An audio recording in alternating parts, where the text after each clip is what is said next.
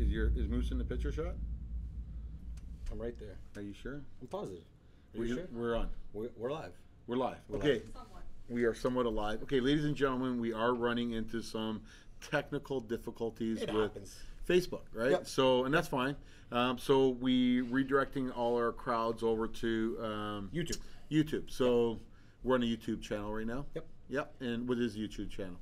What is the YouTube channel? No, what is it? CSFLTV. CSFLTV. So Bass Media Live tonight, episode 5 on CSFLTV. So if you go to YouTube, type in CSFLTV, you will find us. If they're watching us right now, then that means they're on YouTube.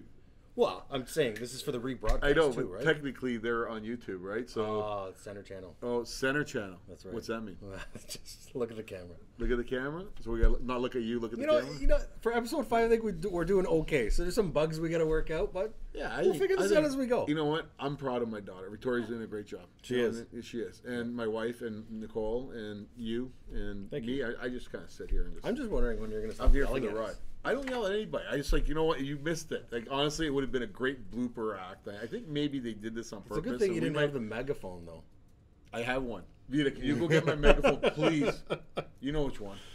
Oh Yeah, my give God. me my megaphone. I gotta sit there in Moose's ear and say, "Hey, pow, boom, boom, shakalaka." All right, so we got some great guests here this afternoon or this evening. We got Jared from North Star Marine Insurance, and we're going to talk insurance. A lot of people think that maybe they're okay with their insurance, and the difference between home insurance and having actual real like marine insurance that covers you on the water and what you're doing. So There's a lot of differences between. and he's going to explain all that to you. And then we got our special guest, Chris Jones, is with us tonight with from one and FLW, only. the one and only.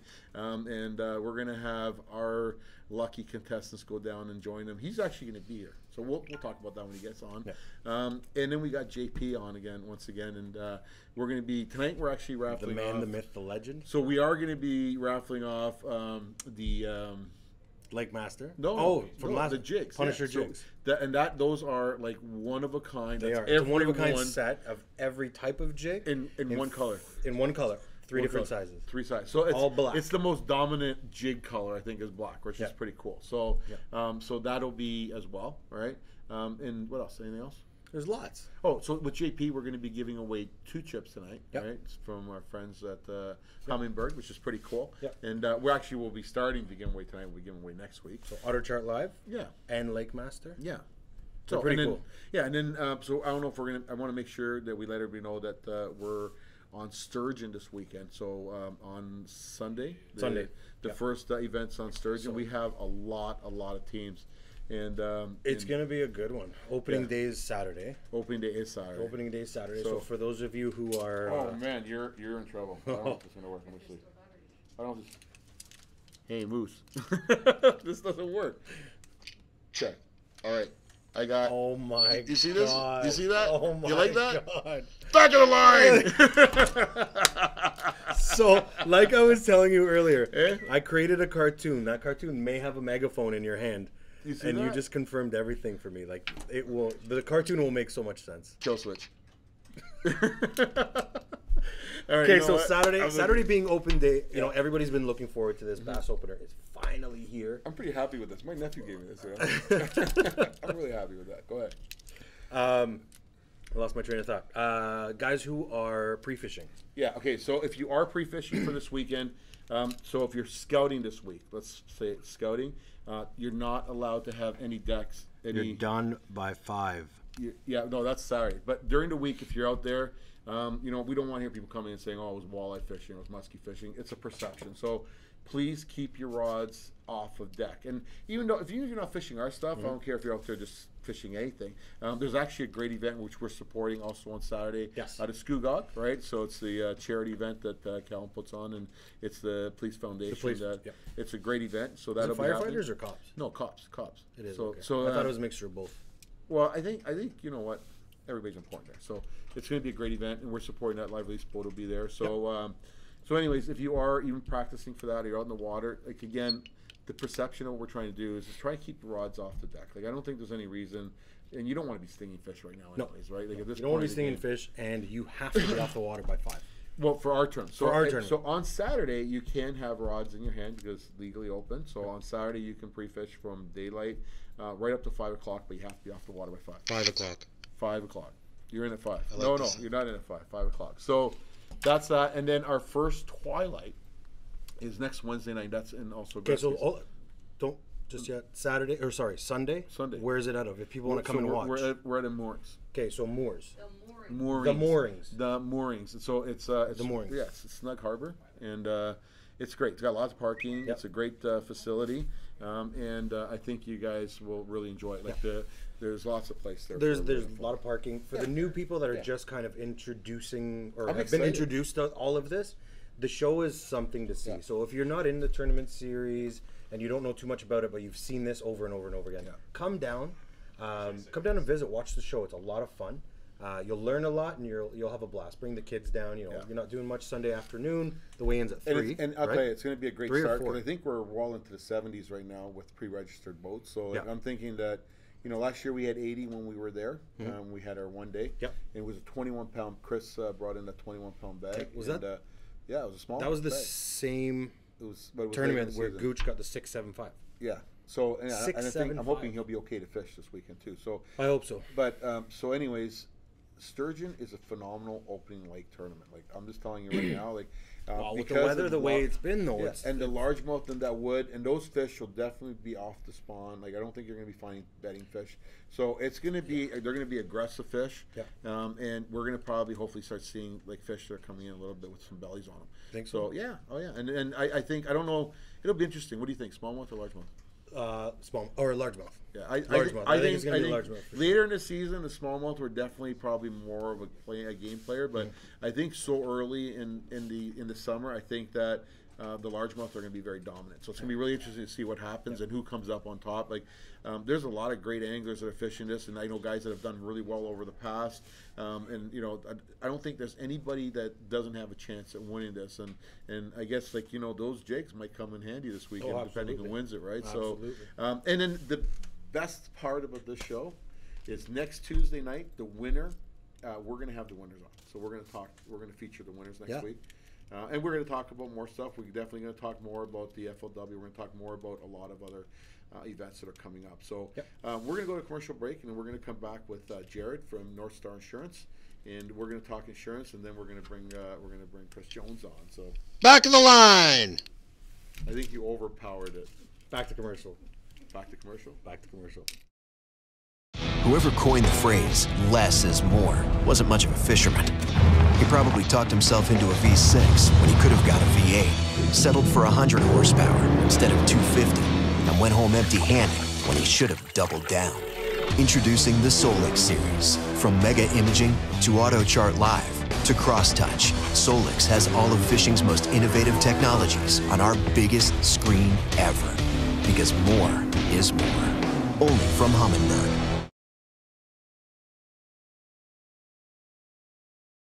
So while you're trying to get a hold of him, I'll just ramble. You're going to ramble? I forgot to call Jared. We're going to talk about some stuff. Actually, you know what? I did see Gooch today. He is going to fish on Sunday. He's feeling a bit better. He went and took his boat out today. Really? Yeah. So did he get it all worked out? Okay, well, he's working on it anyways. So it's going to be a very interesting tournament to see who's going to take that out and who's going to take that on. So so we got Jared on right now. Jared, are you there? Yeah, I'm here. How's your day been? All right. Not too bad. I hear you've been pretty busy too with all these guys calling you up and needing insurance last minute and all kinds of stuff. So we're really happy to have you on, Jared, and just want to say thank you for all your support. You definitely support our sport and support us, and I can't begin to thank you enough. So and from what I understand, you're also going to be supporting some of the Bronzeback Cup, which is pretty cool. So you got all kinds of great stuff going, and and I just want guys to know that when people are supporting you and supporting us, and these are people we need to see if we can fit in part of our part of our thing and make it work. So so Jared, real quick, I'm gonna because we had some problems earlier. I'm sorry it took out a little bit later. So one of the questions right off the bat I'm gonna hit you with is what's the difference between like a typical home insurance policy and a true boating policy, like somebody calling you up and saying, hey, I need a boat policy? Well, happy to be here, and thanks for the opportunity to talk to you and your members that support your tournament series. The only thing I want to start off by saying is any of the information I'm going to provide tonight is strictly a recommendation to really take an opportunity to speak to whoever you're dealing with and ask some good questions about coverage so that there's no surprises down the road if you do have a claim situation you need to use your boat insurance policy to help cover a loss. What I normally tell our customers when they contact us looking for a quote is we're a standalone marine insurance policy that's designed for your boat first and foremost. So everything that we've built around the coverage, it's there to protect the boat and the policyholder. When you add your boat to your home insurance, you're really borrowing coverage off the home policy. So there's limitations because the home insurance policy is designed to cover the home first and foremost, not your boat. So a couple of the challenges that you might come across. If you have a claim on your boat, it impacts your home insurance rates. A lot of consumers realize that home insurance prices have gone up over the last 10 years pretty dramatically. A lot of it has to do with overland water, flooding, sewer backup. Those charges and the cost to repair damage that are related to homeowners insurance claims have caused rates to go up. So the last thing you want to do is put yourself in a position where a bad experience with your boat causes your home insurance to increase. So that's one of the areas. The other area is just the ability to protect your boat with a broader set of coverages. So, for example, on a standalone marine policy, quite often you get agreed value protection for 15 years. And what that means is you lock in a value when you start your policy. So, for example, I'm insuring my bass boat for $50,000 today. I bought it brand new. And 2 years or 10 years from now, the boat's destroyed and it's worth a third of what you bought it for. On a standalone marine policy, you get the amount that it's insured for with zero depreciation. So that's a big advantage that you won't see on your home insurance. So this is just touch base on that again because years ago before I knew you and I actually had insurance, I actually blew my motor up. Well, I didn't blow it up. I hit. It was a bad day. It was a lot of fog. So anyways, so what happened was the insurance depreciated by 10% annual on the cost of the boat, and that's what they did. So basically, so if the motor was worth 10 grand, they basically depreciated $1,000 every year for that boat, for that motor. So based on that, after the motor was 5 years old, I was only getting back 50%, but I was still paying the full amount that I was paying from day one. So I think I should have been getting the full recovery on that motor, which I didn't. So again, that's going to depend on the type of policy you have. So in a marine environment with a standalone marine policy, you can buy an agreed value policy or you can buy an actual cash value policy. The difference between those two types of insurance plans is depreciation. So whenever possible, I'm recommending to our customers purchase an agreed value policy because you establish an amount that you're going to get without any depreciation, whether it's a total loss or a partial loss. And then when something does go wrong, you know exactly where you stand. If you purchase an actual cash value policy, you get whatever the depreciated value is at the time of loss, and that's determined by the adjuster. So you're in a position where you may not get exactly what you expect. And in your situation, there's a perfect example. You walked away disappointed, but if you read your contract, it probably clearly spelled it out. You can't assume what you're getting. You have to ask your broker or your agent that's selling you the coverage to explain it to make sure you know walking into a situation what you're going to get. So I've got a question because recently, so a lot of people within our networks have, they'll wrap their boat, they'll winterize it, they'll do whatever they need to do. They store it for the winter. They come back in the summer to unwrap it all. And, a raccoon's got at it or some sort of rodent has got at it. The wires, yeah. Wires, seats. I just saw a photo not too long ago. This guy's boat, beautiful boat, destroyed. We're talking thousands of dollars in damage. He was saying that his policy actually doesn't cover that. Are there limitations? Are there, talk to us about the details within the policy. Yeah, absolutely. So lots of coverages are limited based on a set of wordings that the insurance company is selling the consumer. So if you have a situation where the customer has purchased it from a home carrier or from a non-traditional marine provider, there might be an exclusion that says you're not covered for animal damage. On a standalone marine policy, in most cases, vermin, that's the technical term, is included. And if you get a raccoon, you get mice, muskrats, for example, get in the boat and they do some damage, that's covered under your policy. But again, you really have to ask the question of who's selling you the product. What are my exclusions? What are my limitations? So you don't have any surprises down the road. You can never assume that, oh, that's included for sure. I know it's going to be covered. Yeah. Because if you don't read the fine print, you never know for sure. And that's what the job of your agent or broker is to explain what the coverages are and what your limitations are, so you know going into a claim situation. So with tournament guys, though, because if you're fishing tournaments, like, you do need to let your insurance companies know that you're fishing tournaments. Is that correct, or?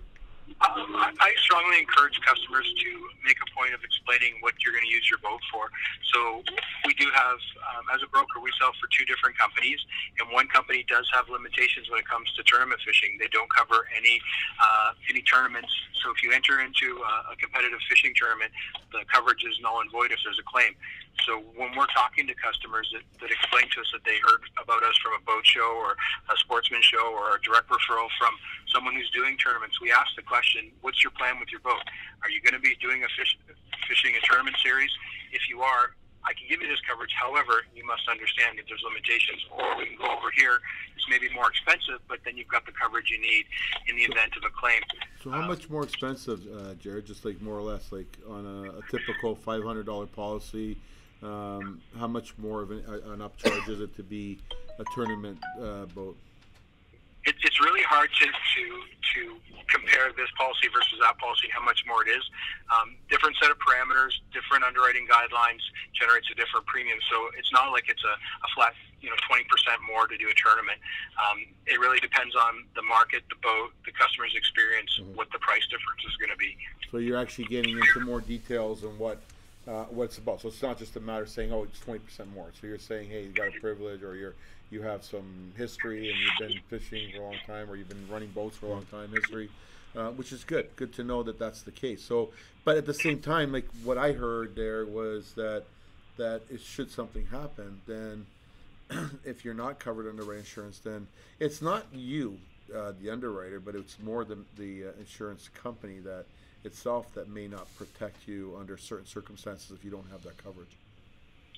Well, every insurance contract has a set of exclusions and a set of limitations, and that's what's going to respond to cover your loss. So it's not that the underwriter is doing something untoward. It's not that the agent or broker is doing something untoward. It's just if you're not meeting the criteria as laid out in the policy won't respond. So, for example, if tournament fishing is excluded and you fish in a tournament and have a claim, it's really black and white from the insurance company's perspective. Sorry, there's no coverage, Mr. Consumer. The policy won't respond. So you really have to ask those questions of the person that's selling the product to make sure that you know what your policy will cover you for. And if they can't, over the phone explain the limitations of your policy, then you probably want to make a few more phone calls and shop around and find someone who can really drill down into your coverage and explain what you're getting for the money you're spending. Okay, so so I got one more question for you here, and it's a question that a lot of guys have, especially now. Like, obviously, I don't know if you listened to the last week with we had Peter Hart on from Mercury, and it sounds like the motors are getting lighter, right? So does this mean a guy who had a boat rated for, say, 200, can he put a 250 on now because technically it's the same weight? And if not, then that's fine. But then also, what happens if people are overloading their boat? Like, what if they're running a 250 on a boat that's rated for 200? But where you have to be careful is the compliance plate's there for a reason, and Transport Canada puts that there because they've determined what they're willing to allow on the water to be safe. And I understand, historically, boats have had lighter or more older engines that are heavier, and maybe you can replace it with a lighter engine. That doesn't necessarily mean that you can do it under the regulations as they're laid out by Transport Canada, because it's not only the weight, it's the performance. So if you got a bigger motor as far as higher horsepower, but it weighs less, you're putting a lot of strain on that boat, and maybe it's not designed to handle it, and that's why there's a limitation on the size. So what I've always advised customers is, if you're going to go and upgrade your motor and put a bigger motor that's not meeting the compliance plate on your boat, first of all, you want to speak to your insurance provider, verify that they're willing to offer the coverage if you make that change, because some companies will say, no, if you violate the compliance plate, we're not covering your policy anymore. And I also highly recommend speaking to your marine dealer that's servicing your boat and find out, hey, what is the downside of doing this? I know that everyone's looking for faster boats, higher horsepower, but it doesn't mean that your boat can handle it, even if it's a lighter engine. So I refer back to the going faster. So to be honest with you, sometimes, you know, depending on the hull is designed to run so fast. So by putting extra power doesn't necessarily mean you're going to go faster either. So, all right. You know, Jared, I again, like, those are like some pretty solid tips. I think we're going to be getting a lot of people coming back, and only because we did run a little bit long on the startup today. How do people get in hold of you? Obviously they call us, and we've always directed them back to you. Yep.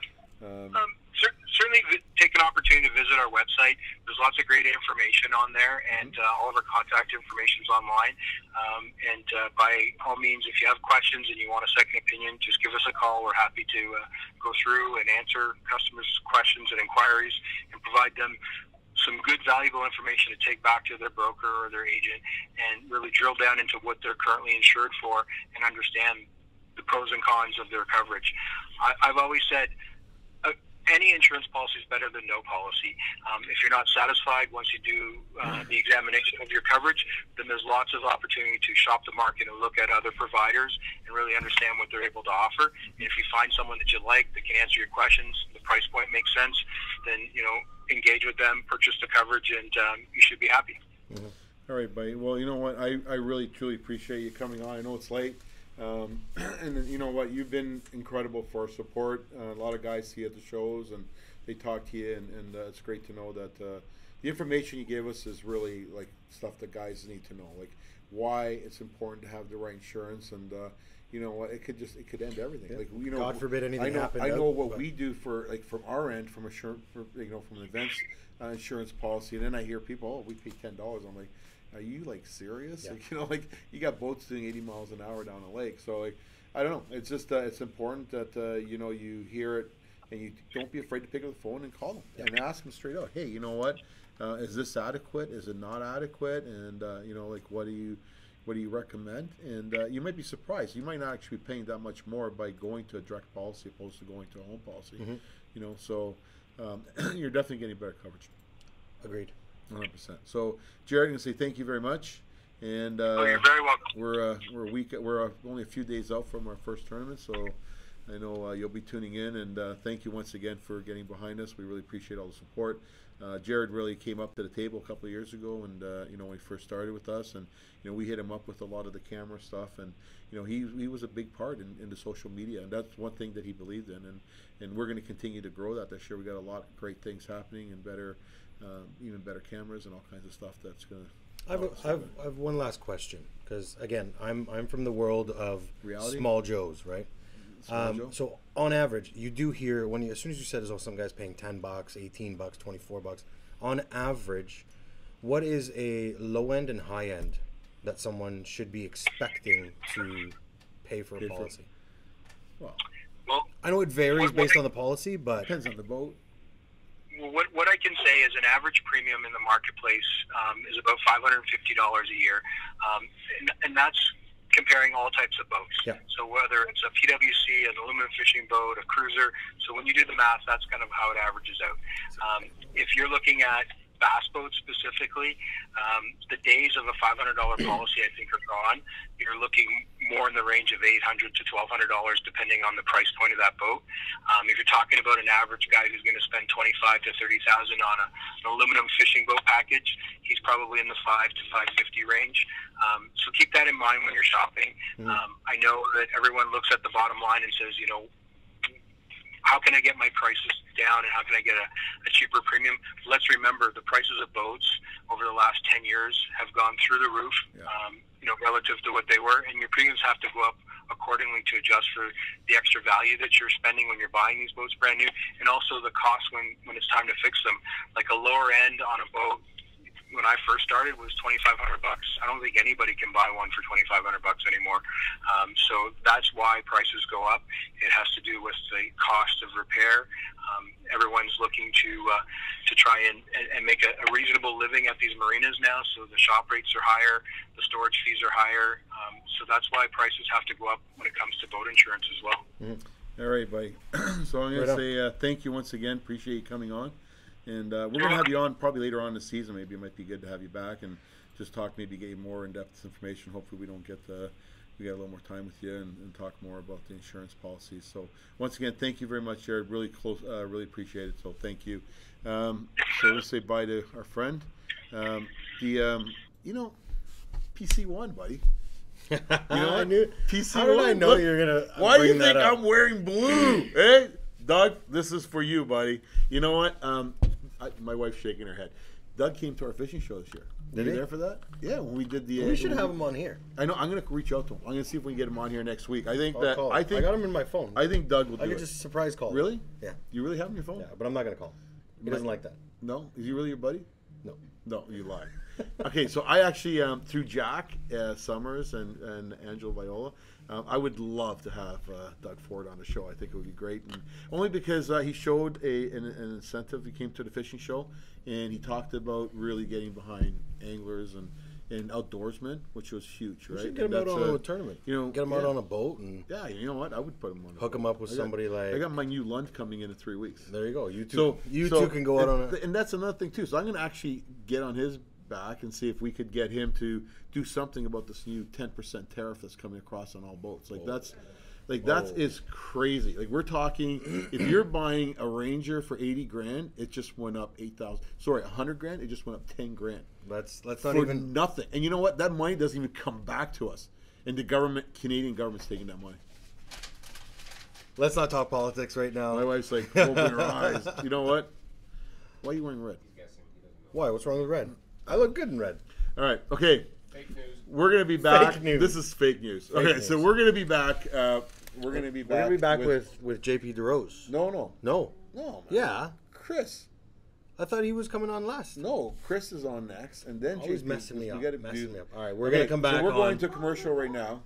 It's on the board. What's it say on the board? JP. Oh, Wow. Chris. Wow, I'm right. Say it. You were right. You're Okay. right. I'll give it to you. Back of the line. All right, we're gonna go to commercial break, but if you get a second, just copy the link and share it on Okay, Facebook. you're gonna so we can get a you're gonna few love this people commercial. onto the YouTube channel. Thank you very much. Watch this commercial. It's not a commercial. It's an actual little clip from the FLW. Boom. Boom. Yeah, boom, boom, boom.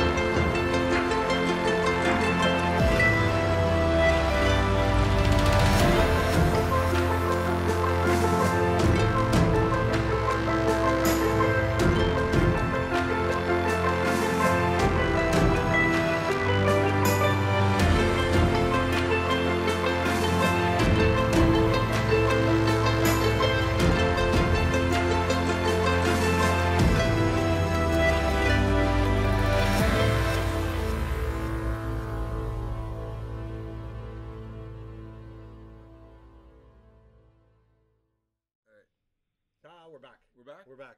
We are back. And you see what this is? Do you see that? It's not as nice as the Forest Wood Cup, I'm not going to lie. But I can tell you it's the Canadian version of the FLW Canada Cup. And with us right now is Chris Jones? Chris Jones, what's up, guys? I was hoping for the boom, you know what I mean? Like I wanted to... Oh, you're looking for the wow! Yeah, the wow! That's good. Okay, so I'm trying to come up with one myself for the summer, but I don't know if it's going to be anywhere as good as yours.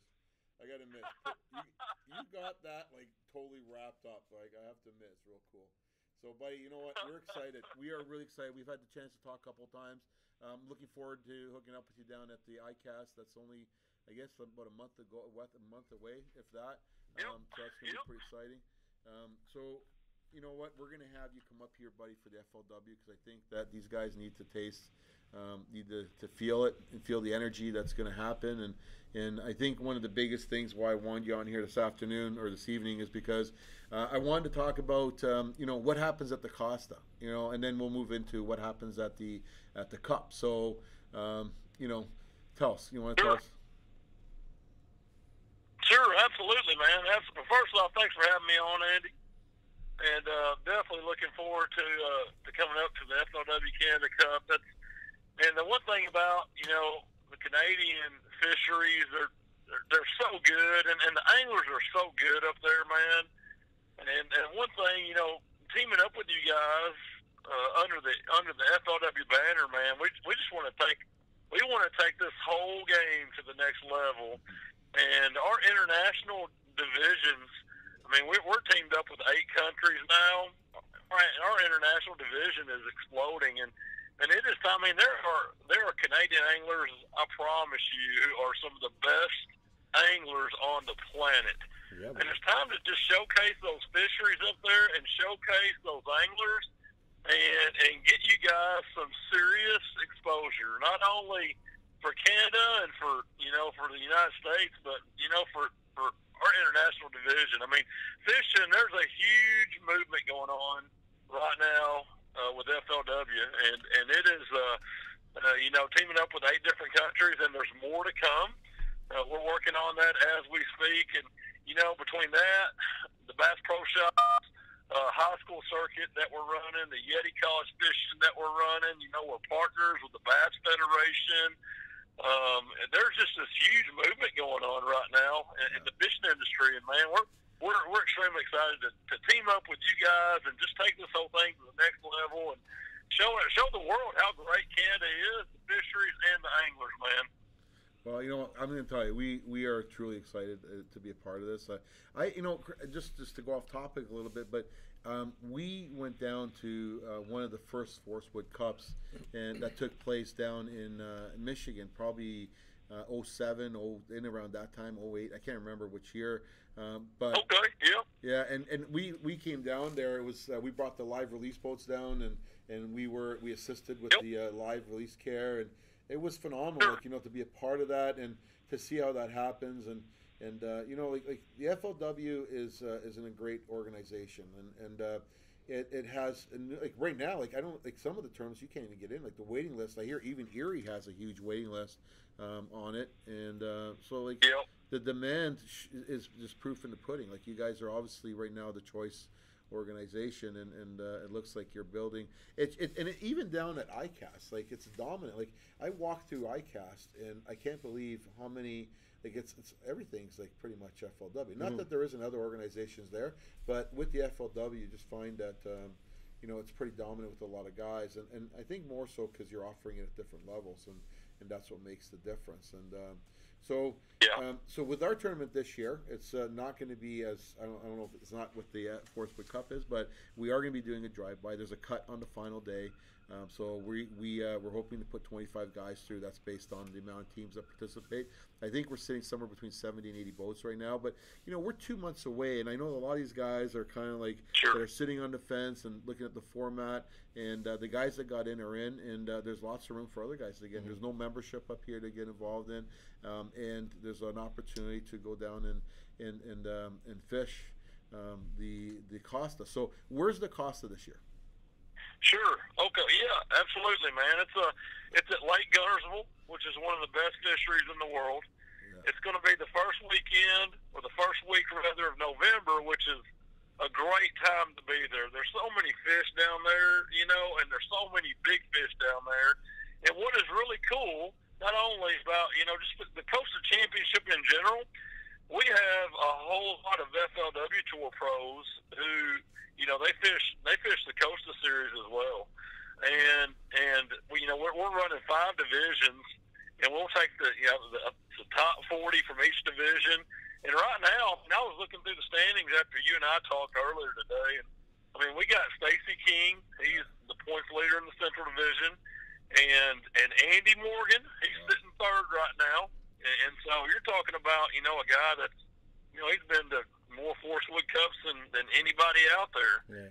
More top 10s, and we've got Brian Thrift. He is your Strike King Angler of the Year in the Coastal Southeastern Division.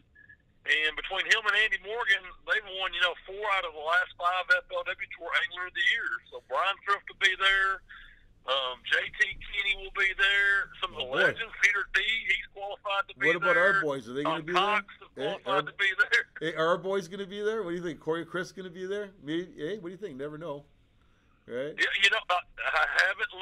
I know that Chris is sitting, I believe, in the top 10, maybe even in the top 5 in the points. Yeah, I haven't checked really on, and I need to start studying because we've got that last event coming up here at the end of the month in Lake St. Clair. I need to see where Corey's sitting. Off the top of my head, I don't really know. But you talking about 2 guys that can catch them, man, and 2 guys that have proven that, you know what, Canadians, they can come south. Yeah. And they can fish with the best of them, man. Yeah, and most of our guys, like I'm going to tell you, like a lot of our guys that fish our tournaments, like they fish Gunnersville, so like they've all been down there. Like they're pumped about it because, and even if they have it, it's close. It's not a real long drive, and sure. You know, so like, I feel that we got a great chance, not just at winning the international, but possibly doing well enough to, you know, to take the event. Right? You never know. You know? Absolutely. You know, and as far as the co-anglers, having the opportunity to fish with the best of the Coastal Series, and like I said, a lot of those guys are FLW Tour pros. They can fish with John Cox, former Cup champion, Thrift, Morgan. I mean, that's a great opportunity, too, because those guys, let me tell you something, those guys are really good, but they are really good on Gunnersville. It's like a prize in itself. And yeah, and you're right, man. I think, you know what, that international division is probably the easiest qualification for the Forest Wood Cup right now, because I mean, you know, you have to go through the top 40 on the tour, or you have to win the BFL All-American, or you have to win the Yeti College Fishing Championship or the TBF National Championship.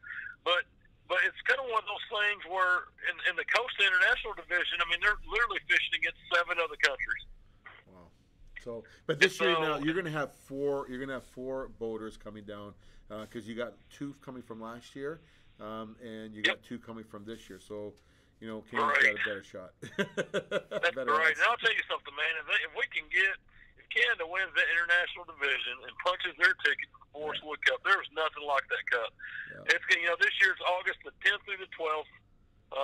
It's in Hot Springs, Arkansas, Lake Ouachita, and I'm telling you, man, the whole fishing world comes to that thing. Yeah. The expo is unbelievable. You know, it's a Friday through a Sunday, and I tell you what, on that Sunday, and we, you know, we're in big arenas. I mean, I think it used to be the Summit Arena. They changed the name of it to, I think it's like Lake of the Ozarks or Bank of the Ozarks Arena, but I'm talking about standing room only on that Sunday.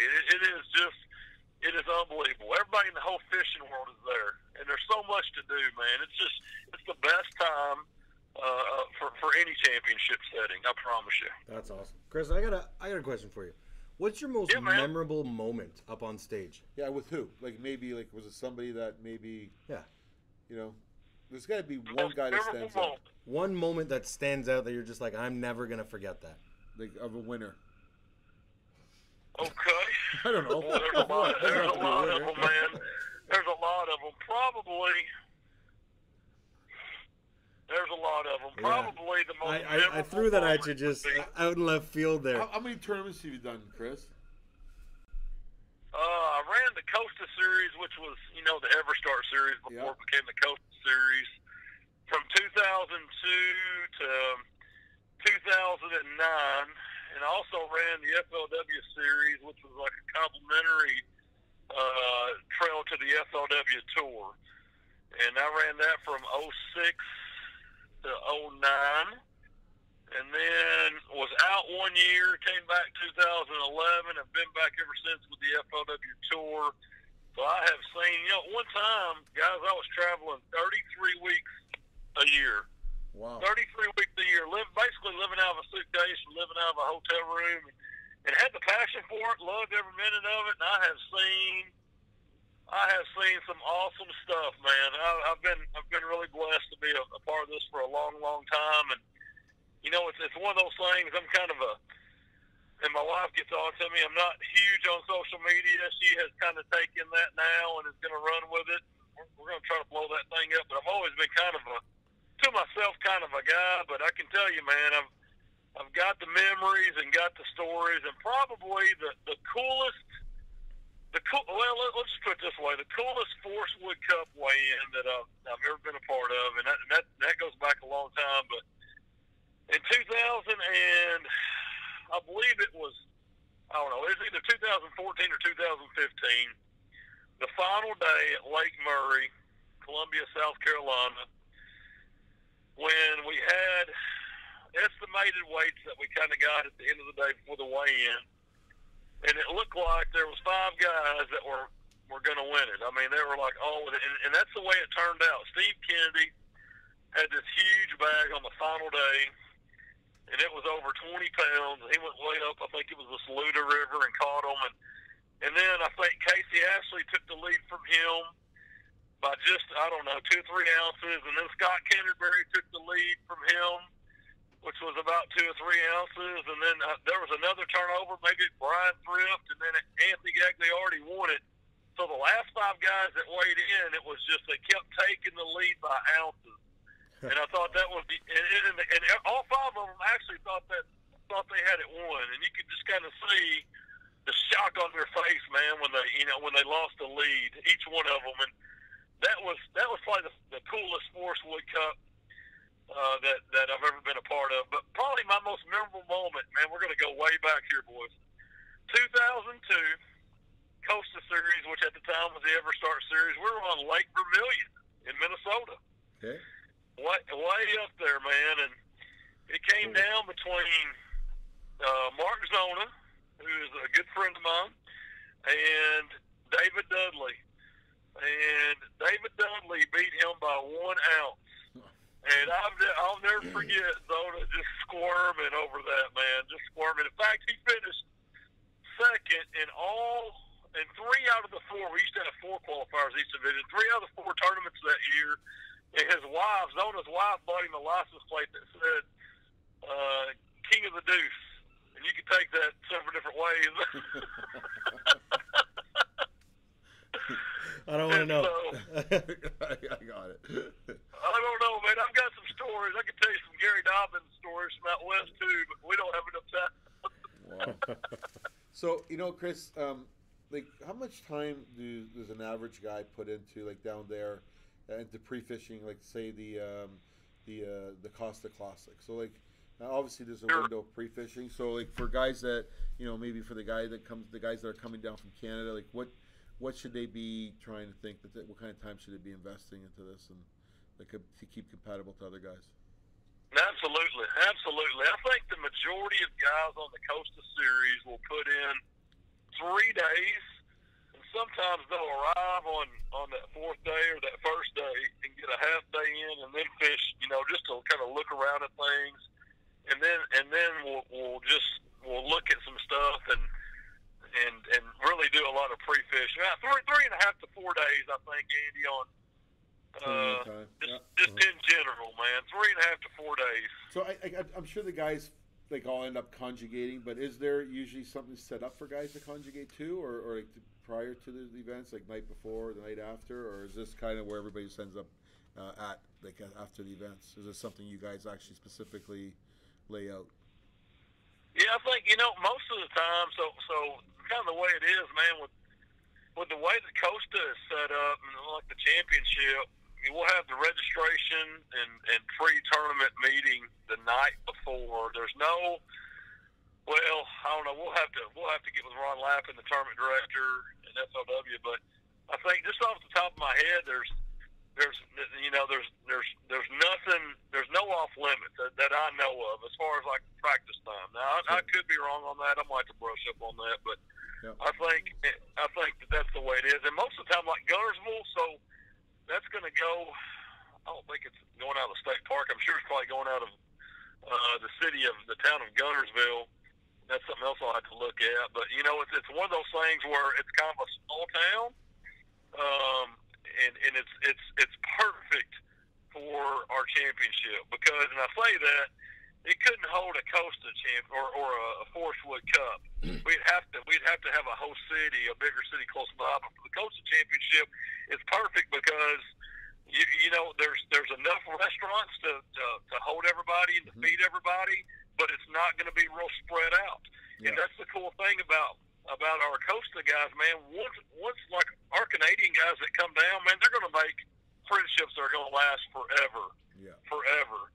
I remember last year, which is at Kentucky Lake, last October, November, the Costa Championship. And one of the things after we crowned the champion, the guy who won the international division was from South Africa, right?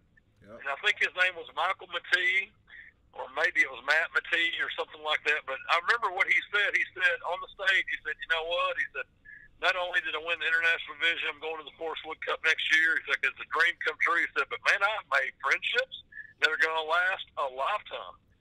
And it was one of those deals that went out of Paris, and Paris is kind of like, it's kind of a small town. It's big enough to hold everybody and enough restaurants to feed everybody. But everybody, there's only a few hotels there, and it's, everybody gets to know each other. You know what I mean? It's a big enough town to hold the championship, but it's small enough also where everybody's going to be interacting with each other all the time, which is cool, which is a good deal. And that's what you want, man. Yeah. I think, you want those guys, when they go home, they've met Brian Thrift. They've got Brian Thrift's cell phone number. They can talk to Brian Thrift. And, those relationships are really what this sport's all about. Yeah. And memories, like memories that will last a lifetime, right? And, absolutely, man. Absolutely, man. That money spends, and the money's great. It keeps us going. But man, those relationships, those friendships last a lifetime, man. 100%. Cooper and Danny cannot wait for this event and to have an opportunity to come back there again. Like those two young guys are they're totally they bought into this in the biggest way. Like they've made a lot of friends. They've had a lot of fun down there.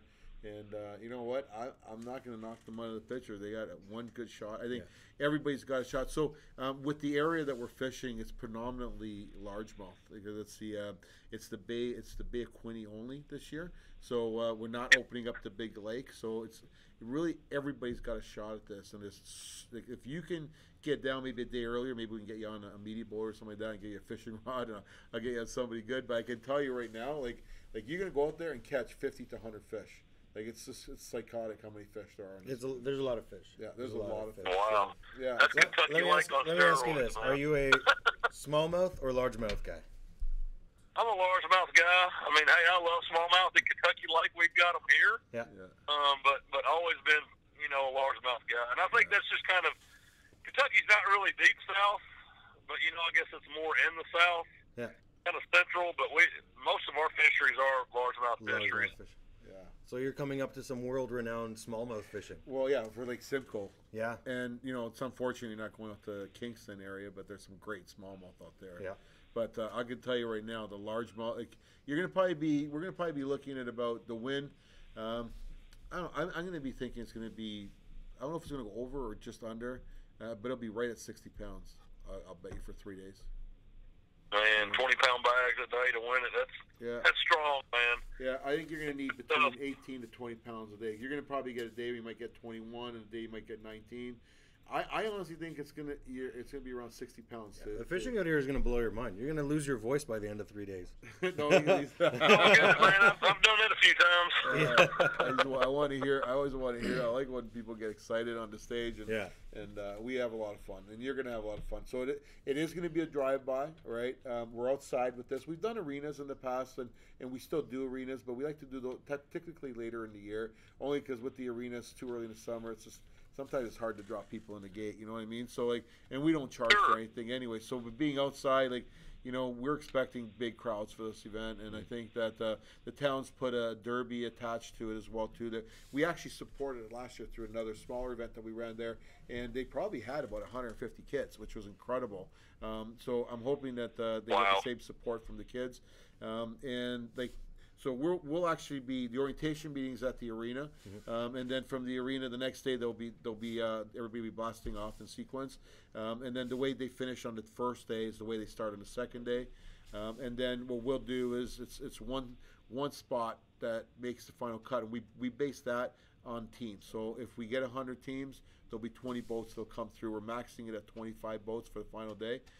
So one spot for every 5 boats that are registered for the event. That we'll call the number for the last day and how would they come through. And you know what? There's great cash. It's an 80% purse, and like that's just hopefully enough to cover all their expenses and making this the trip of a lifetime and fishing fishing the Costa. And so the Costa. So if you're the top of the Universal teams, right? You're going to the Forest Wood Cup, which you are guaranteed $10,000. Is that correct? $10,000. That is correct, man. That just for showing up, man. I mean, you could go to the Forest Wood Cup and not catch a fish in 2 days and finish dead last. You're guaranteed $10,000. That's wild. Wow, and that obviously steps up as you go up to the top. And so, how many boats are fishing the Forest Wood Cup in total? I believe it is 50, and that number changes sometimes with double qualifiers and stuff, but it's right around 50. I think we had 52 last year, maybe it's 56 this year, but right around 50 boats. And so this year they haven't announced the Forest Wood Cup for 2019 yet, but where are you guys going this year for the Forest Wood Cup? So it's August 10th through the 12th, Lake Ouachita, Hot Springs, Arkansas. Wow. It will be a good one. And what kind of weight? What are you expecting winning weight there for the 3 days or for the days?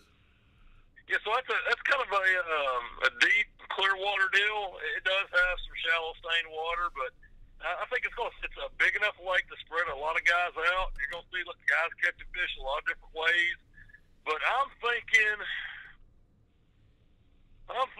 probably about right around 60 pounds will win it. Wow.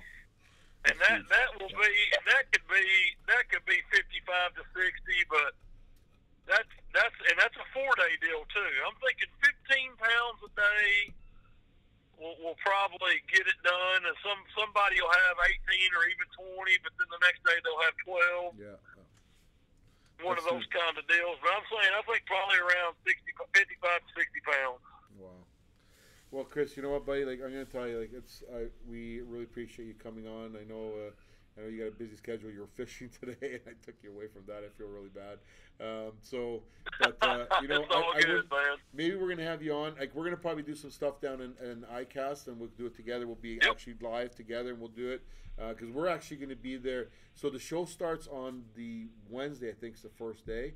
So maybe we can hook up at the FLW booth on the Tuesday, and maybe we can do like something on Tuesday night and do an actual.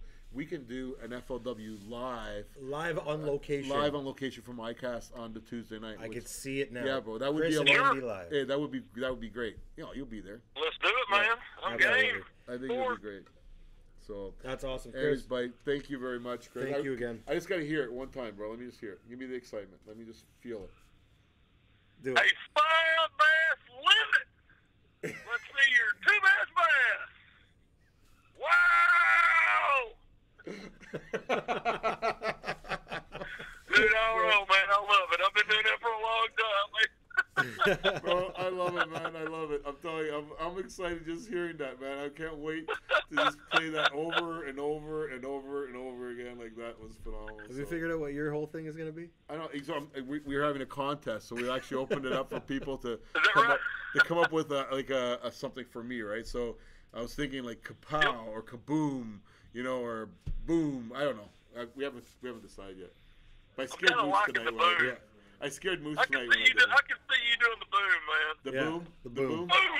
Yeah. Boom! There it is. I jump every time. He's like a big bear yelling in my ear. I'm like, some guys will have a heart attack.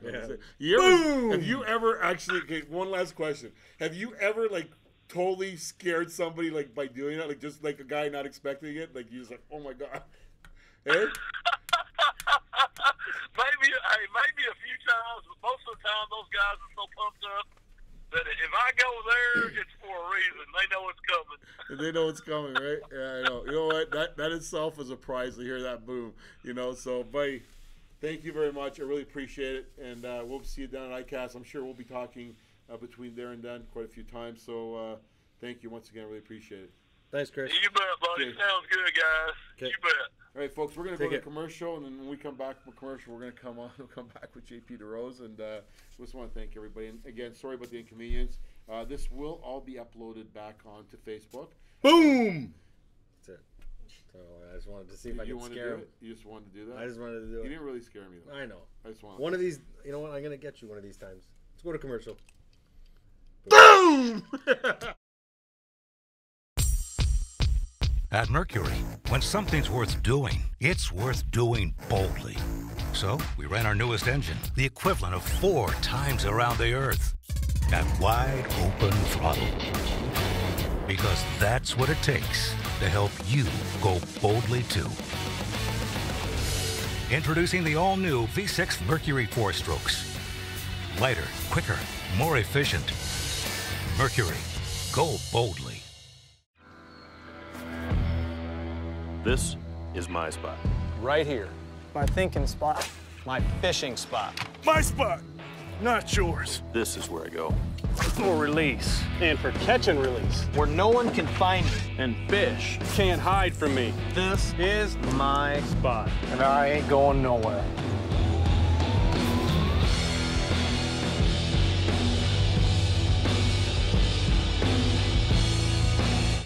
Let us make this absolutely clear. New Mega Imaging takes fishing into the megahertz range for the first time. It's the most detailed picture of the world below ever, and it's only from Humminbird. Bass Media Live every Tuesday night, 9 to 10. This is a pretty, like, the blowhorn's too small. 9 to 10, it's 10. It's 10:06 right now. This happens from time to time. We go a little bit past. Yes. Tori, do it on this camera. Do you think that blowhorn's too small? Like, just look at that blowhorn, okay? So I'm just gonna. Back of the line. Wait. Which way am I going with this? See that? That looks pretty good. Yeah. All right, so Moose decided to do characteristic pictures of me. There you go. Does that look like me? Absolutely. Really? Yeah. Wow. Absolutely. That's terrible, man. Okay, so we're here. We're talking with JP. What's up, buddy? How are you? Good, man. You? Good. Well, Fantastico. Back at Pilata Studios for a second time. Well, you know what, man? Like, So fortunate. Pilata there's a Enterprises. lot that we can talk about when it comes to you and the stuff that you do, and like I've watched the videos and I watched the clips, and I watch you in person when it comes to even depicting things, and you know, and Picking things apart. It blew my mind when we were on a boat and you were looking at stuff, and I was like, "Where?" And you're like, "Right there." Yeah. Until you have somebody that knows what they're looking at, Yeah. breaking it down for you, you don't know what you're looking at. it's hard, man. It's not easy. Could you figure it out? Time on right the away? water, buddy. It Yeah. starts with the glasses, though. What do you think? The glasses help? My glasses? Yeah. Only when I'm tying knots. Really? Or trying to read. But then you wear like glasses for sun. Oh. Yeah. When you're reading your electronics? No, not really. So you gotta take them off. No. No, I don't take them off. That's a good thing. The Helix screens are awesome for that. But no, when it comes to glasses, which is a completely other topic, we could do another time. Yeah.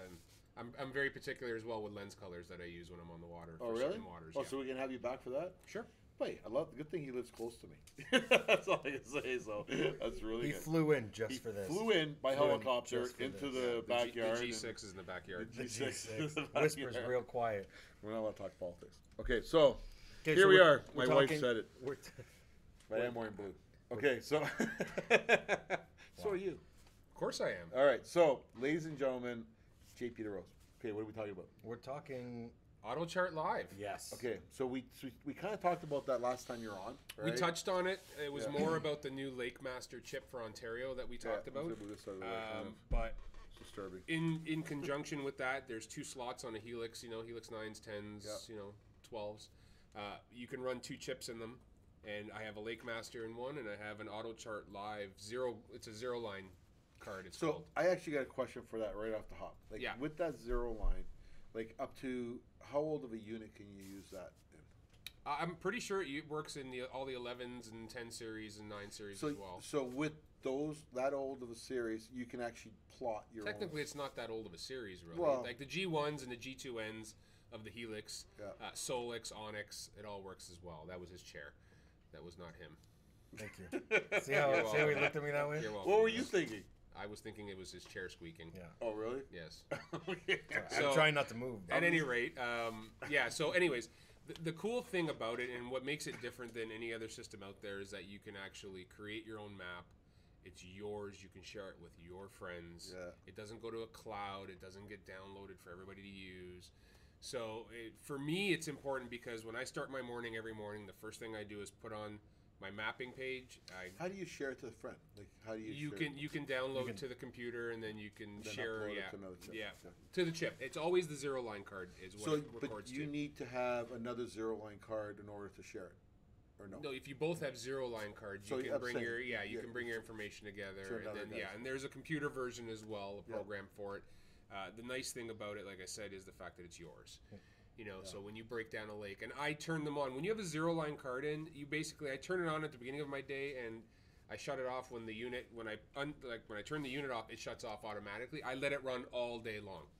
It never stops running. So, can I can I add to a lake? So say I'm on our first tournament's on Sturgeon, right? So let's say I'm going to go out there this week and just chart the water, right, and take a look at it. But every day is a different day.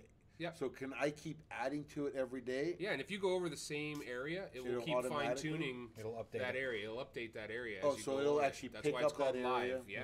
Oh, that's pretty wild. And you can also, sorry, Moose, you can also adjust the transparency. So if you're running a Lakemaster Ontario or a Navionics underneath it, you can adjust the transparency of the layer of AutoChart, and so you can still see a bit of the other one underneath. That was me. What happens if it's with that chart? Who is that? Somebody want to Gooch. The Gooch. So the chart. So with that chart, can I go in and put another layer on it a year after? Yeah. On the same so say Sturgeon. It's continually updating. So will it show me old or no? No, it will update the old with the new, and it'll just it'll fine tune and mesh it together. Yeah. But the new cool thing about the new ones with the new G2Ns as well, it will actually show you bottom composition. So if you turn on the weed, it'll show you where the weeds are that you've gone over as well, so you can see the shape of the weed beds and everything. Oh, wow. It's pretty insane. Wow. Yeah. That's wild. Yeah. So I was on a boat a couple days ago with Mike Williams, and he was telling me that you had mentioned a few things to him. Speed. I know when we were on your boat and you were going over certain spots, it would change color. You went over it too fast, it didn't read properly, and then you came over it the second time and it read properly. Sometimes what will happen depending on how your transducer is located. So on my Bass Cats, I have 2. I have my SI is outside the boat, and then I have a shoot-through hull for running at speed, right? But the problem is sometimes when you're hung out doing 75 miles an hour like we were, you lose your bottom contact. Yeah. And I find with mine, it'll read really good up until about 65 miles an hour. So if I'm doing that, it'll read. So what happens is if you're running and your graph loses. Yeah, you get air between the both. Yeah, you lose it. It'll put a deep pocket. It'll all of a sudden that 220 feet will show up on your AutoChart Live. All you gotta do is turn around and go over it at normal speed, and it'll correct it. So you don't have to go over it at trolling speed. You can run over it at 40 miles an hour. As long as I find the best transducers are in the water. That's the problem. You're getting that air bubbles going through it that causes. Yeah, you tap a wave, you get an air shuffle underneath your hull, and it just separates. So, the best thing you could do, I find 40 miles an hour is optimal for doing auto chart live, because at 40 miles an hour, my entire rear of my hull is always in the water, and I'm getting a good reading, and I can go back and forth. And you basically want to go, back and forth one way, and then crisscross it the other way, and that'll give you the most accurate display. Yeah, so you are somewhat on plane, but like weaving bacon on meat. Yep. Oh, my mouth is watering.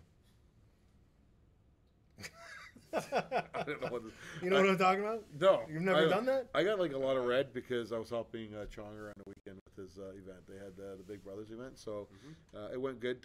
I definitely the team and all the volunteers.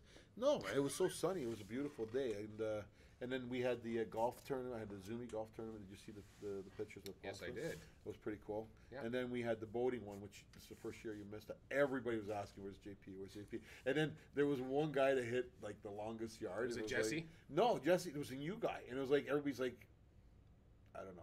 It was a little bit too long because JP always gets the longest yard, and they're like, everybody's thinking it's JP. So, anyways, so now, so tomorrow is the industry, the CSIA golf tournament. And I promised Mike that I'd put it out there, and yeah, it might be opportunity. I've been doing that one for a bunch of years. I golf with the Shimano team. I'm going to be there tomorrow doing Spiducci.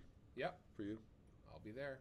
Make sure they're ready when I pull in. You know what? So let's get back on this. We're kind of going off topic there for a bit. Talking about food, but. With all this technology, right, and it works in line with the trolling motors too. So now you got the link that all works together. Yeah. So the beauty of it, when you have Link and you're running Hummingbird units, and you're using a Lake Master chip, you can tell the Link to stay on a contour line. So you can stay on the 11-foot contour line, stay on the 12-foot contour line, go to my waypoint. And will it do the same thing with the? Yes. So now if you're doing Auto Chart Live, say you have a lake that was never mapped, which there's a ton of in Ontario. Let's face it, there's a bunch of lakes that aren't mapped, and you create an Auto Chart Live map for that lake. Your Link will follow those contour lines as well. Oh wow, that's pretty well. Yeah, it's. The big thing I've noticed, Andy, the chips are good, and they're good at giving you a general idea, but they really miss the subtle spot within the spot, and that's really you going Sometimes down an edge. Certain weeds growing in a different way. But it's not. It's it's a significant outcropping in a weed or a point in the rock that. You know that they Somebody's would lower ambush. unit that's become a lower unit hull. Somebody a hull, a lower unit's become part of a structure. And I've seen them. I have. I have 5. I have 5 on Simcoe. Wrecks that I fish on a regular basis. And ice huts, like I'm sure there must be ice huts that go down. Yeah. And, you know, all kinds of stuff, right? Yep. Not so much cars anymore, but you probably still get quite a bit of stuff going down. Yep. Even all those trees, you know, when like Simcoe, for instance, like they mark those trees, the lines with the trees. Like those trees all go down. Yep. Right? Will it mark that? Well, the trees usually will float away, though, right? Oh, yeah, so they won't go down. No. Yeah. Well, you know what? He pulled up some pretty cool stuff on the chart. It was wild to see those big pipes that you were showing me. And yeah. What's a big pipe? Underwater pipe, like filtration pipe. Yeah. So it actually shows that? In 50 feet of water. You can see the braces holding it down to the ground. Yeah. Wow. But that's on side imaging. You're seeing that, but then it'll map the hump. Yeah. On Auto Chart Live as you're going over it. So you'll see a 2-foot rise, so you know that the pipe is 2 feet tall. Like, I know, like, I hate to say this, but, like, I like fishing the water boxes. I know people think, don't say that. But, you know, people have water boxes at the end of the cottage, and they'll have, like, a box, and they'll have their... Well, there's usually a cinder block holding the pipe down, and that's where the fish sits. Yeah, usually it's perfect for, you're good for one good fish, right? So, I just give away your spot. But you talk about this, you like fishing, but I've never seen you fish. Don't worry Thank you. My boat is going to be time. here in 3 weeks, and we'll be out there fishing with you. I'm going to put Facebook Live, Andy fishing for the first time. I've known you for over 20 You know years. what? I've never seen you. Can we have a JP Andy fish-off? You could, yeah, I told That's you. I'm having one against Jared. I might as well have one against you, too. We'll all go. I don't care. I'm not afraid. We'll do an elite of us. I want to do like a 2-pound test competition with you. See how good your hands are. Bye. No problem. So, back to the topic again, because we are going to give away one of each of those chips. Yeah, so for next week. Next week. But next week. So, tonight, all you got to do is like and share in order for you to get entered into the draw. You got two chances. Like and share on YouTube. Yes. Yeah. Like and share on Facebook. Oh, yes. Wow. And subscribe on YouTube. So, you actually get 3. So this whole thing tonight actually became a better thing for them. It's another avenue for people to use technology. It's great. Absolutely. The more technology, the better. So you got to subscribe, like and share on YouTube, like and share on Facebook, and it automatically enters you into the draw. So back to the Auto Chart Live. What do you find? Sorry. Okay. Well, no, because like this weekend on Sturgeon, right? And you know, we're talking stumps. Like we're talking a stump mine. So you've got Goose Bay, and where we're coming out of, like I can tell you, like that whole stump mine. Like I know it well. So like that would all be charted out on that, or no? Well, no. So how it works, Andy? Auto Chart Live creates the hydrographic chart. You ever see stumps on a hydrographic chart? No, they're usually marked as an asterisk if they're there, and that would be no different than using your side imaging as you're going along, and then you could mark out the stumps with waypoints, and you could turn those waypoints on a Hummingbird unit into a red cross, a symbol of a rock. You know, if it's a tree, I put a pine tree, so I know it's a tree. But it is marking like an obstacle. It will, So the way it works is whatever's under your boat, it will mark. Okay. The problem is it goes out further than your boat. Yeah. So it extrapolates from the boat as you're going back and forth. So unless the stump is directly under, then it'll show you the hump of the stump. But it's just going to show as a hump. You don't know if it's a rock. You know, you don't know if it's wood. You don't know if it's a ridge or a sandbar. You have no idea. But it shows like humps all over, and that's sometimes what you need, right? It shows you the natural humps that are on the lake, or the sandbars, or the inside and outside turns of drop-offs, or the ledges. That's where it really works well. Yeah, and that's what I'm saying. So you need to have that, the channels that go through some of these areas. Like there are natural channels that show the. Well, there's also creek beds that are happening in a lot of our Kawartha lakes, right? Remember, those lakes are all flooded, right? They were all created. There's natural creeks running in every single one of those bays.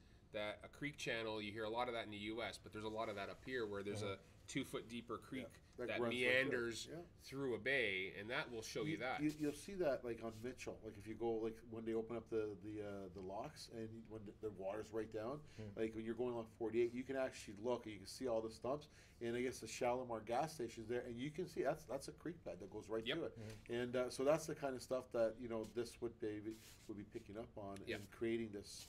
So if you combine that with side imaging, I mean, Huge. it's a recipe for destruction of fish. It really, I'm catching fish that never I could ever think of catching before. And I took Moose out on Simcoe. We were perch fishing, and I literally showed him how to find a school of perch. Yeah, it was without wild. even making a cast. I didn't make a cast until I saw them.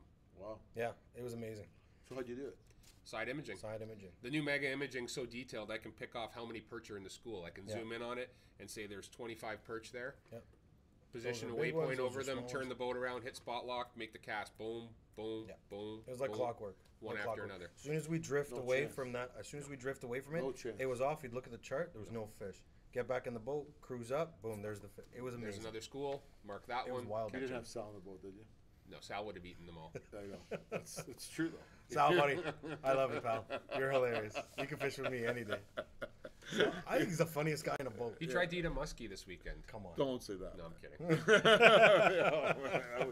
That would be like... He was looking at it, though. He was licking his lips, eh? We would have every muskie guy calling right now and say, hey, what's going on there, right? So... Just that muskie was lucky. It was under 34 inches. Under Let's 30? put it that way.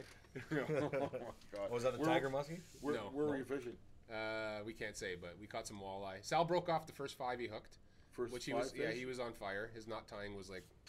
This is perfect? Yeah, it was perfect. So you didn't show him that...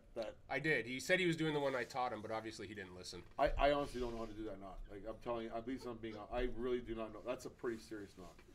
No, that wasn't the FG knot. He was breaking the damn knot to the hook. Did he ever change his line?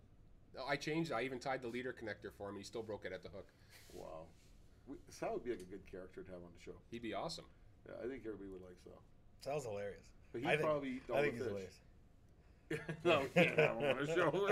This is catch and release, folks. We release all our fish. So you should bring him to your weigh-ins. We should bring him to the weigh-ins. We'll size up the nice bass for the fillet. Yeah, wow. You know, my dad, when I first started fishing tournaments back in the Bass and Terra days, and you know, we were releasing this fish. My dad was like, I can't believe you do that. Typical Italian. But anyways, now he's like, if you see him on the live release boat, like not anymore, but when he was on it, like, buddy, that guy would take like the longest efforts to make sure that fish was good. So, which is good. So, but anyways, you know, what do you think? What do you think? There's a lot of off-topic going on here. Eh? What do you think we're going to see? My brain gets into Auto Chart Live, and then you just completely run away. What kind of?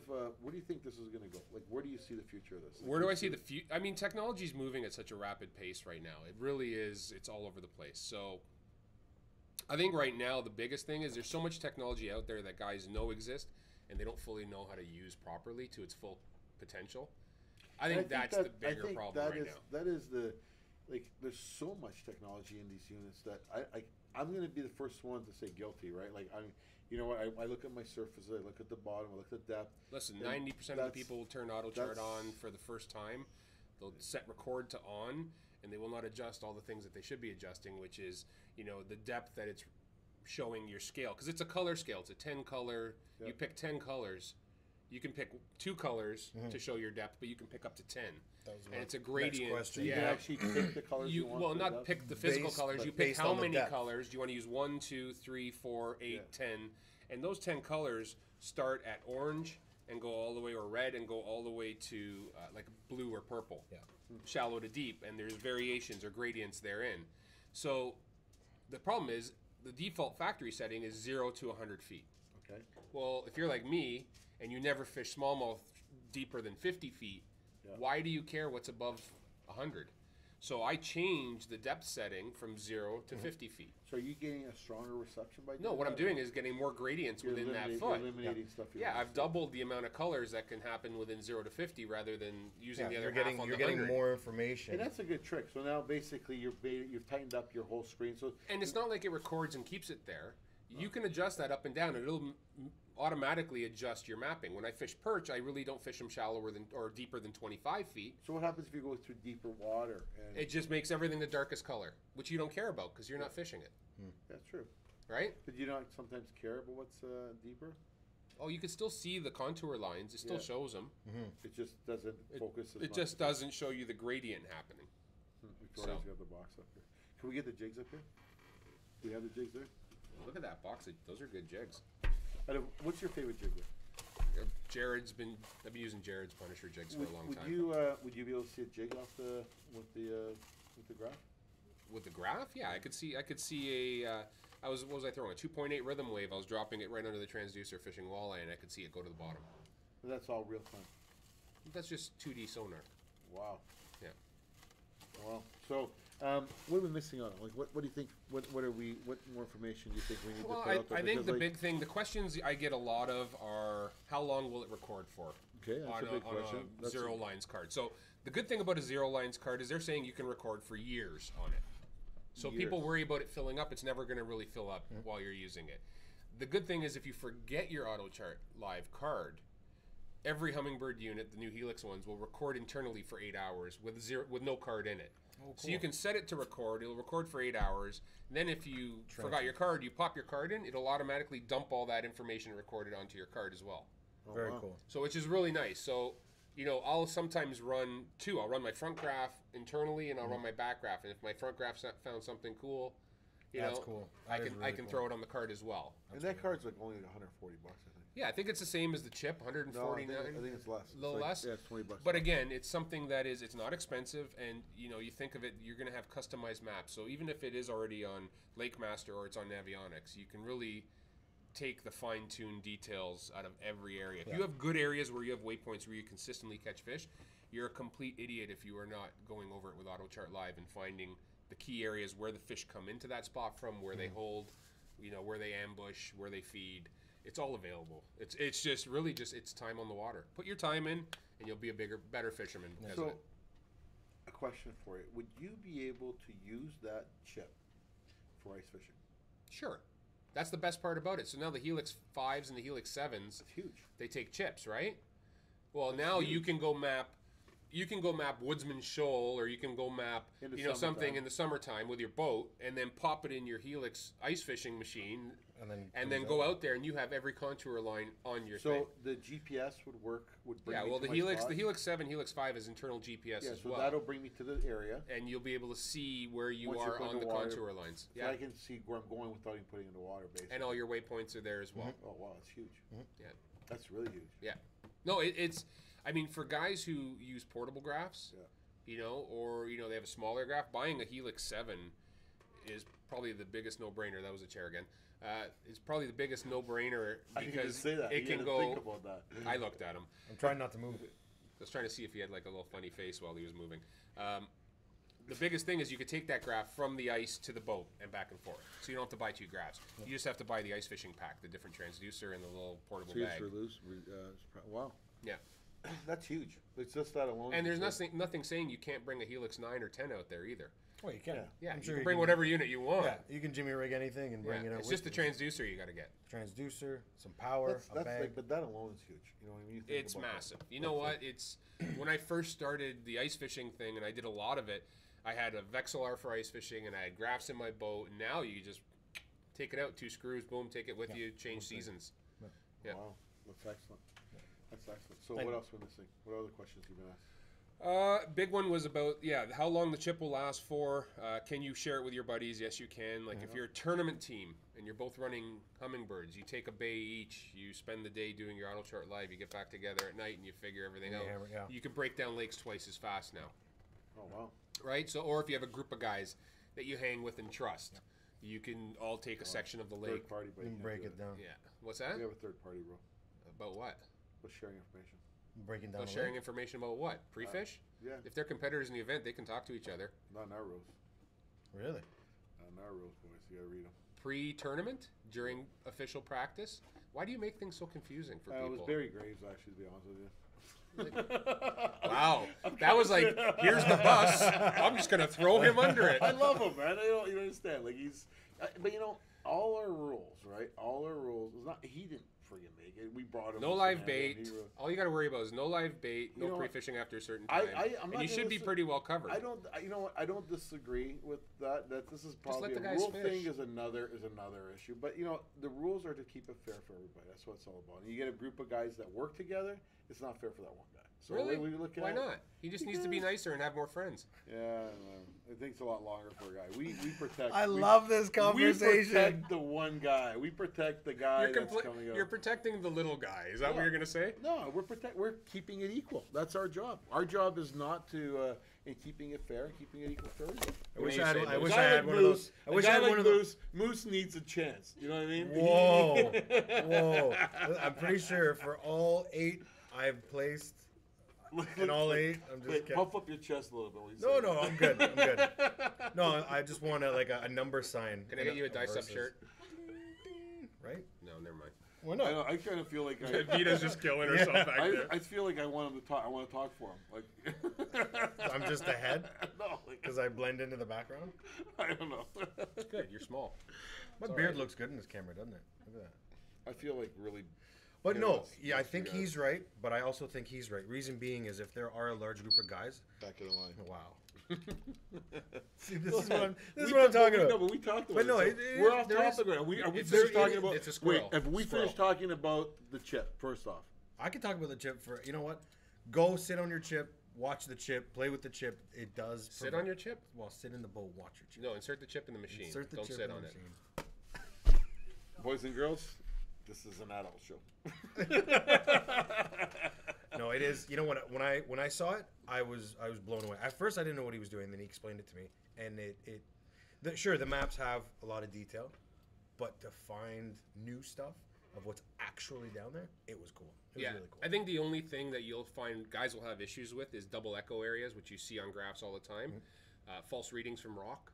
Sometimes will really mess with your auto chart live because you know you're in 8 feet of water, but because you're getting a double echo from the hard granite, it reads 16 on your graph. It will record a 16-foot hole there on your auto chart live. So that's probably the only one thing I've found that's really. I think that's something that you'd pick up on. Oh, you pick up on it. Yeah, listen, a 16-foot hole in an 8-foot flat doesn't happen. No. Unless a bomb went off in it. So Moose was fishing in there today. Wow. Wow. Linda, listen. That's the way the Italians fish, man. My dad used to tell me about those stories. I think he was implying the Arabs fish that way too. They could. You never know. No, I actually did not apply it like that. Well, you said moose. No, for you as an individual. That's what I thought you were talking about. No, I was talking about you. I don't think he was race baiting you there, Moose. No. Honestly, like you've never heard the Italian stories about the rivers and boom. Yeah. You know what I mean? You ever heard the Egyptian stories? No. No, there are none. I'm just kidding. Do you even have water? You guys are in deserts. You don't even have water. Back to what do you mean?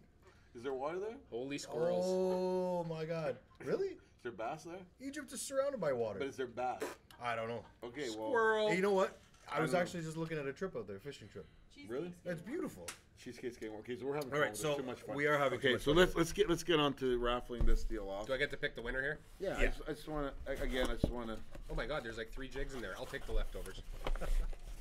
Quite a few, right? So they're all black. That's his favorite color. Back of the line. Okay, so who's picking? I am. JP will pick. What's in it? Take the glass out. Okay, Take the glass out. So someone, Oakley, has won the package. Okay. All right. One winner? All those jigs? Yeah, one winner. Oh, good Lord. That's Andy Pilata. No, that's Jared Dean. No, Andy Pilata's the winner. And Moose. Sonny Finoro. Sonny Finoro. That sounds like a good Irish name. Right here. Sonny Finoro. We know Sonny Make Finoro? Victoria work here. Yeah, there it He's is. probably really ecstatic right now. Sonny can't see Finoro. it. No, it's not Sonny. There you go. Almost. No, Tilt. almost. No. Come back a little bit. It's like glasses. No, you know, it's too bright. Sonny Finoro. Sonny Finoro. That's Italian name? Odds are good. Sonny. Finoro. You know what happened to Sonny and the Godfather? It was Squirrel. Sad moment. Squirrel. Okay. Squirrel. So, Sonny Finoro, congratulations. You won this fantastic package. Yep. Squirrel. It's a pretty good package. Was it 30 in here? 30 Punisher jigs? No, I think there was more. 30? It was 30. There's a lot. That's a lot of value right there. Tons of value. All black. This is like a limited edition set. So congratulations to you. It's that easy. And this week we're going to give away. We're giving away a Zero Lines card. Yep. Yeah. And the new Lake Master Ontario card. So which is that over there is over $300 worth of value as well. Yeah, you know what? Plus the lovely HST we pay in this. Yeah, so we got that's another story. But let's not talk politics. Vita said no politics. Hulk get angry. But we will. I'm gonna do everything in my power to get Doug Ford here next week. I don't know about here, but maybe on the phone. I think he'll do the phone. He's a pretty good guy. I think we can get him here. He showed up to your show. Bro, he's a great guy, man. He showed up to the industry breakfast. He had us, everybody stood up and gave him standing ovation, so I'm pretty proud of him, and we're hoping all the best. And good luck to you. We weren't fed up of the last 15 years at all. No comment. Let's keep it clean, boys. Let's keep it clean. No politics. None. Wait, is my eyebrow falling right now? All right, let's leave it So, alone. Bass opener, Saturday. First tournament, Sunday on Sturgeon. And then right after, we've got the, Twilight? Yeah. Right? Port Perry? So then the Twilight says, Port Perry. And then the following weekend is the KC Cup. Yep. And also the first, they're both Western Tours. So remember, the KC Cup is Cooch only this year. So that's changed. We've had actually some really positive feedback on that. And one of the biggest parts of it is because of, guys, the KC Cup has always been a betting event, right? And so with the price of fuel and whatnot, which, by the way, our friend Doug said he's going to bring down the price a little bit for us. So, but anyways, hey, man, I love this guy. So at the end of the day, you're not out there wasting a lot of fuel looking for spots. I don't think there's going to be fish on beds and Cooch. There may be a few, but not. I wouldn't say it would have the population that Simcoe has on beds. So, smallmouth or largemouth this weekend? On Cooch or on Sturgeon? Ooh, tough one. Largies will be post spawn. Oh, but it's gonna be largies all the way, man. Come on, There's some big. I grew up on that lake, dude. There's some big smallmouth in that lake. Big. Oh no, I know, but like so early in the season, I'm thinking the largies are gonna come into effect. It's always been won by largemouth, traditionally, always. Yeah. And then so there is that could be a total turnaround. Last year was one on smallies, just to correct it. And the thing is, but now for Cooch, only 2 days. That's gonna be interesting. Will it be largemouth or will it be small? Well, largemouth always play on Cooch. They gotten stronger and stronger over the years. But there's some big smallmouth there as well. And but the thing is, we cut it off at the gas. It's gonna be won by rock bass. You think so? You ever think that maybe we should include rock bass as part of? I think you should. You probably do a lot of teams a favor. Cute fish? No, but they're part if they measure, right? Hey, if you can get a 12-inch rock bass. I'm not going to mention the team, and if you know who it is. Oh, I know exactly where you're going with this. There was a team once that did bring in a rock bass that measured, right? And they were in the troughs, and like the guy was pretty adamant, like it's a bass, right? And you can't really argue it realistically, right? So it is a bass, and it measured. It was big enough to measure. Did you weigh it in? No, I didn't know. So they were all like, there was guys in the trough saying, no, let him bring it up there. We want to watch Andy's face. And then there was guys saying, no, you can't do it. So it was kind of like, thank God. Like, I don't know how I would have handled that, right? But there are things that happen on stage that, like I wish I had a camera going the other way. Like when Gooch is sitting in the front row, like we definitely would love to have a camera on him just to show people what he does. You should put it like the Gooch cam. Yeah, Gooch cam. Gooch cam. Gooch cam. The stuff that like, we should we take a see poll from stage. Like, Send us an email if you want to see the Gooch cam. Right, anyway, so but we appreciate the crowds, and we hope to see a lot of people this summer to the tour. We're hoping it's going to be good weather. Hopefully, it sounds like it's going to be good. This weather. weekend looks good. Yeah, so that's good. And like I said, fish care guys, and when you're out there practicing, just remember, be as courteous as you can, and invite the people back to the weigh-ins. Tell them what's happening on the weekend. Let them see the magnitude of what these tournaments bring to the communities. Like this particular weekend is going to be a lot of boats in sturgeon. So. It's good for just the sport, and it's good for you guys, and great for potential sponsors as well too to come to the table, whether it's through us or through you. It's great to have. So, anyways, I got a question for you. Sure. Do you have so on your YouTube channel, you're always doing stuff with the Auto Chart Live, or I try to do some tips on knot tying or hook selection, or So what about for the Auto Chart Live and the Lake Master? Do you break down the unit from beginning to end? No, so I've done just a quick setup thing but I could do that, absolutely. I could create a new video on my setup. Maybe I'll do something on how I set up my Lake Master or my Auto Chart Live, and how I do the overlays and everything else. Yeah, that's just simple, like JP DeRose. Yeah, I'll put it up on Facebook. It'll be on my YouTube channel. I could do something like that. That's not a problem. Next time I'm in the boat, Moose, problem is it's hard to get me away from fishing. Yep. Or trying to get Sal to stop keeping them. He throws everything in the live well. So you have to fight with him. Yeah, I do. I'm going to put locks on my live wells. Oh, man. He's got to put them in his pants to keep them. I think everybody needs to go fishing with Sal once or twice in their life. It's hilarious. You know what the best thing is when they came Moose, here? I don't see them. Moose, where are you guys seeing them? Moose. Moose, what is this guy talking about? Moose, where are the fish? In the water, man. Sal, are they polarized? Yeah, they're polarized. Where are the fish? I don't know what this guy's talking about. Here, Sal, put these on. Oh, now I see what you guys are talking about. Buddy, I'm telling you, I was in tears. Sal, I got to go fishing with you again, buddy. He's going to hate us, I think so. Oh, he loves every minute of this. He likes when we talk about him? He loves it. He told me to. He asked me to talk about him tonight. Really? Yeah. Come on. Specifically. No. Yeah, I'm serious. That's like our friend Jeff Misfit. He likes talking. We like to talk about him too. Clay? Yeah. I don't think that's an appropriate name. Like, I know that's what they like calling him. That's but his nickname. I know, but it's not right though. What is it? No, don't even say it again. Don't say it again. Because I think that's terrible, right? So, anyways, not that it's terrible. It's just it is what it is. So. All right. So, anyways, we just want to thank everybody for coming out. I want to thank my daughter and you guys, because you guys figured it out real quick. We switched over to YouTube, which was great. We'll be uploading everything back. Jared. Everything will be loading up. Yep. Jared, thank you very much. Jared, buddy, I just want to thank you very much. It's fantastic. I want to thank Jared Chartrand that came out. I spoke with us earlier about insurance. From North Star. It's huge because a lot of guys don't know what they're even paying for, and they don't know what they're getting covered for, and sometimes they think they're getting the right stuff, they're not. And I do want to thank Chris. Yeah, absolutely. He was phenomenal, and I'm looking forward to seeing him, and we'll see him at ICAST. We'll see him at ICAST. You'll be at ICAST too, right? You're going to ICAST. Yes, I am. Booked my flight yesterday.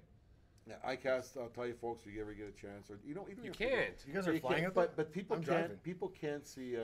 They can go into to see all the new product because it all gets released, right? Because yeah, they do. It's a closed show. Buyers and media. No, but the winners get because I remember when Minn Kota won all their prizes, that motor product.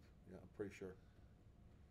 I'm almost 100%. Don't make promises to people just in case you're wrong. Yeah, but I'm pretty sure they did because I remember it was a really big moment for that trolling motor. It was a huge trolling motor. And of course, thank you to JP for joining us again because we got to wrap this up because he could talk for hours. So JP, buddy, I was supposed to be on like an hour and 20 minutes ago. You're coming back for eye. We're going to talk about eyewear. Sure. Yeah. And picking polarized lens colors. Biggest confusion for most people. And you can have Sal here. And I can bring Sal. That's perfect. As the example. We should bring you Sal. Need Sal will be the model. I'll just keep switching the glasses on Sal. Yeah. We'll tell him to bring his eyewear, and then we'll give him proper eyewear. You just sit him right here. Yeah. Here you go. He can't move though. Yeah. He can't talk. Guys, Moose, what's the secret bait? Guys, from myself, Andy, and JP, Bass Media Live every... No! Every Tuesday night, 9 to 10, we have a good time. We keep you guys up to date or 11. and informed, or 11, no, we're not 11 on what happened last week and what's coming up next week. We'll see you guys later. Don't forget to like and share. Can you imagine we actually paid for airtime? Kill me. Hey, Scared thanks the for hell coming, out of me. folks. We'll Cheers. see you underwater. Good luck this weekend. Whoever coined the phrase, less is more, wasn't much of a fisherman. He probably talked himself into a V6 when he could have got a V8, settled for 100 horsepower instead of 250, and went home empty-handed when he should have doubled down. Introducing the Solix series. From Mega Imaging to AutoChart Live to CrossTouch, Solix has all of fishing's most innovative technologies on our biggest screen ever. Because more is more. Only from Humminbird.